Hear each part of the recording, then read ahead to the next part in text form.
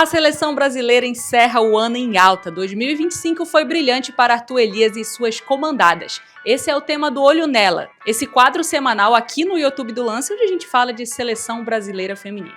A seleção brasileira fez 15 jogos em 2025 com 10 vitórias, 3 derrotas e 2 empates, um aproveitamento muito bom dessa equipe do Arthur Elias. No ano foram 15 jogos com 10 vitórias, 3 derrotas e 2 empates. Aproveitamento muito bom da equipe do Arthur Elias e mais do que o aproveitamento, a equipe conseguiu vencer grandes adversários, como os Estados Unidos, como a Colômbia, uma rival aqui no contexto sul-americano. Destaco também que as 3 derrotas foram para seleções de primeiro escalão, Noruega, Estados Unidos e França, todas de virada. O Brasil saiu na frente e acabou levando gols e por isso não conseguiu sustentar o placar. O técnico Arthur Elias conseguiu desenhar aí o que é uma espinha dorsal da equipe, começando pela goleira Lorena, que foi a titular, a jogadora que mais entrou em campo pela amarelinha no ano.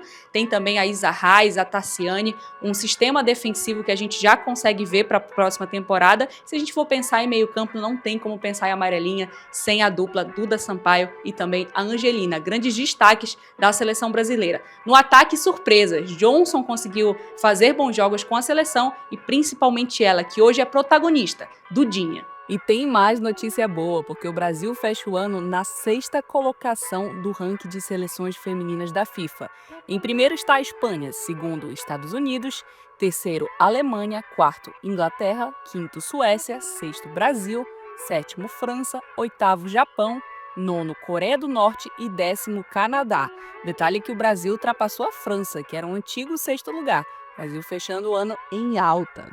Na sua segunda temporada à frente da seleção, o comando técnico já consegue estabelecer seus conceitos. O principal deles é a marcação individual. O time do Arthur Elias é um time agressivo, um time que joga pra frente e não se assusta com o adversário, consegue bater de frente com as grandes seleções do mundo, mostrando que também é um grande postulante à Copa do Mundo de 2027, que não por acaso será no Brasil. E uma das marcas desse trabalho do Arthur Elias é promover atletas do futebol nacional que estão atuando por clubes brasileiros na seleção feminina. Isso aconteceu com jogadoras do Corinthians, do Palmeiras, do Cruzeiro, do São Paulo também, enfim, grandes clubes do nosso futebol que estão tendo inserção na seleção brasileira. Arthur, que começou lá no Centro Olímpico, passou por Corinthians, então conhece muito bem esse ambiente, esse celeiro que é o futebol brasileiro, mas isso não exclui de dar chances também para atletas que estão no exterior. A gente destaca a volta da Bia Zanerato, as oportunidades que Marta teve também, inclusive voltando a ser decisiva. Temos atletas que estavam um tempinho longe da seleção, como é o caso da Ludmilla, que foi convocada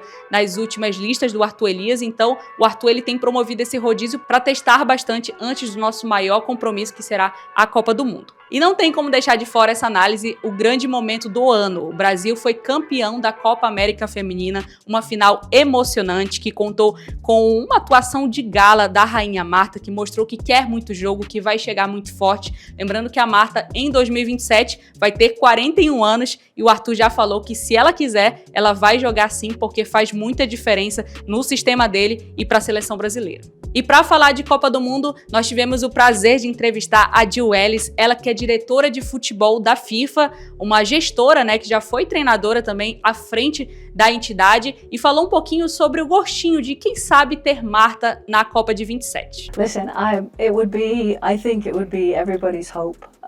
Everybody that's a fan of football would hope that, Marta, but obviously that has to be her decision. Has to be her coach's decision. They make that decision. I'm not privy to that. But as a fan, as someone who's competed against her and seen her terrorize my teams, I think she's just such a special player, a generational player. That, yes, I would love to see her play, here in 2027. I think it would be, I think Brazil as the host country, with the talent, with the success they've had, I'm hopeful that they can have a real run at winning this. I think it would be an amazing story. But I would love to see Marta lace up her boots one more time for just kind of like Messi. Messi's doing 2026, and he's obviously playing in America. It would be a fantastic story. Yeah. E alguém que conviveu muito com o Arthur Elias no Corinthians foi a Taissan Passos, a Taissan que também concedeu uma entrevista exclusiva e falou sobre a convivência com o treinador. É o melhor momento das seleções, não só da seleção brasileira principal, mas desde a Sub-15, que ganhou lá o campeonato da Conmebol, Sub-17 com a professora Hilane, Sub-20 com a chegada da Camila Orlando e a principal, o professor Arthur Elias, né? Sub-15 com o professor Rubens, que trabalhou comigo lá no Grêmio. Então, eu acho que é o melhor momento de integração. Acho que não existe outro caminho se não seja você integrar, sejam os profissionais estarem liberados para pensar o seu jogo, mas entendendo que a Sub-15 entrega para 17, que a 17 entrega para 20, que a 20 entrega para profissional, né, para a equipe principal. E essa integração já está trazendo frutos, né, com a classificação com títulos sul-americanos, com o vice-campeonato no Sub-17 também com um treinador brasileiro, né, que é o Luizinho Guimarães, que foi treinador da seleção do Paraguai e foi campeão, né, do sul-americano ali, o Brasil ficou em segundo lugar. E uma geração de seleção brasileira Sub-20 que vem já com uma identidade de bastante tempo e a principal já vem colhendo frutos dessa Sub-20, né? Com a chegada da Tainá Maranhão, com a chegada da Johnson, da Dudinha, que são meninas que sempre vieram integrando no clube, seleção 17, seleção 20, então assim, esse é o caminho. E eu não tenho dúvida, e às vezes eu acho que a galera acha assim, a Paty puxa muito saco do Arthur, mas não é sobre isso. É sobre uma identidade. É um cara que começou num centro de formação, que é o Centro Olímpico, que é a maior referência de formação do nosso país, e a gente sabe disso.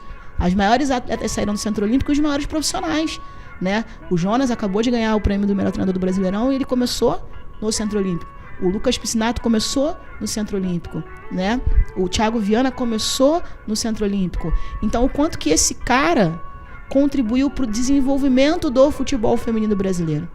O Arthur, ele não contribui só com o Corinthians, mas quantas pessoas passaram pela comissão técnica dele ali e ele conseguiu semear para que as coisas fossem acontecendo, né? Então, quando você consegue fazer um ecossistema em que as pessoas pensam da mesma maneira, assim, pensar da mesma maneira não é sobre isso, é sobre nós temos a mesma vontade, o mesmo tesão, a mesma disposição por um objetivo único. E sempre que ele vai entrar numa competição, ele vai para ganhar, cara. E quem conviveu com ele sabe que alguma coisa ele ia trazer dessa Olimpíada. E isso vai enraizando. Você pode perceber, às vezes, a menina é uma menina que joga no time tal e a menina joga de uma maneira. E quando ela vai pro Corinthians, ou ela corre, porque a Zanotti corre pra caramba, cara. Entende? Porque as meninas querem pra caramba, porque a Érica não quer deixar as meninas chegar e jogar. Elas se dedicam pra caramba. Então o ambiente é tudo. O ambiente contribui. E eu acho que os números estão aí, ele não precisa provar mais nada para ninguém, entende? É a gente conseguir realmente trabalhar de uma maneira eficaz, que as federações sejam cobradas pela CBF, que as federações cobrem os clubes de maneira estadual, que a CBF cobre a nível nacional, para que a gente consiga entregar um bom produto para fazer uma grande Copa do Mundo. E diante de todos esses fatores que a gente apresentou aqui, o Brasil ele chega muito fortalecido para 2026. Isso porque fez um ciclo de Copa do Mundo muito bom, evoluiu bastante, teve uma mudança de comando técnico, né, com a Pia contribuindo principalmente no extracampo e o Arthur chegando para dar uma identidade para essa equipe. Então o Brasil vai chegar muito forte, vai ser uma seleção a ser batida, entendendo que ainda tem dificuldades, principalmente os ajustes ali defensivos para não vacilar na hora H. Então o Brasil ele vai chegar no ano pré-Copa com uma das melhores seleções do mundo e fica toda a nossa expectativa aqui para a primeira taça. Esse foi o Olho Nela dessa semana. E você, o que achou do ano da seleção e qual a sua expectativa para 2026? Não deixe de comentar e também deixar o seu like aqui no YouTube para a gente continuar produzindo conteúdo sobre futebol feminino. Até a próxima!